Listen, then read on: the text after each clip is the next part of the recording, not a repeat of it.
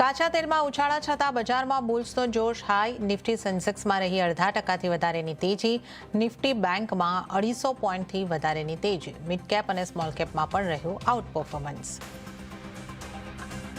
CASને લઈને મોટા સમાચાર. માર્કેટ રેગ્યુલેટર સેબીએ 13 ઓગસ્ટે સેન્સેક્સની સાપ્તાહિક એક્સપાયરી પર થયેલ ગડબડી પર લીધું એક્શન. સેબીએ કોપ્થાલ, મોરિશિયસ અને માનસી શેર પર શેર બજારમાં કામકાજ પર લગાવી રોક.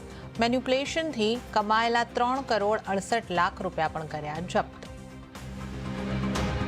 બોન્ડ યીલ્ડમાં નરમાશ અને ડોલર ઇન્ડેક્સના 99 નીચે આવવાથી સોના અને ચાંદીમાં જોરદાર તેજી. આશરે 3 મહિના બાદ સોનાના ભાવ $4500 ઉપર નીકળ્યા. ચાંદીનો ભાવ પણ $66 ઉપર. ફેસ્ટિવ સિઝનમાં ટીવી, ફ્રીજ, વોશિંગ મશીન ખરીદવું પડશે મોંઘું. કન્ઝ્યુમર ડ્યુરેબલ કંપનીઓ 6 થી 8% વધારી શકે છે ભાવ. મોંઘા ક્રૂડ અને ટ્રાન્સપોર્ટ કોસ્ટના કારણે વધ્યો ખર્ચ. રૂપિયામાં ઉતાર ચઢાવની પણ જોવા મળી અસર. અને તહેવારોની સિઝનને ફીકી કરશે શુગર. છેલ્લા 1 મહિનામાં શુગરના ભાવમાં 20%નો વધારો. ઘણા રાજ્યોમાં ₹60 પ્રતિ કિલોને પાર પહોંચ્યા શુગરના ભાવ.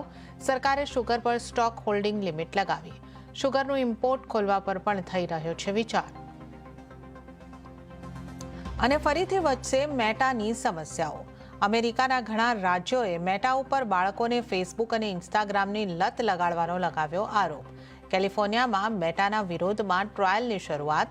આરોપ સાબિત થશે તો લાગી શકે છે લગભગ $1.4 ટ્રિલિયન પેનલ્ટી.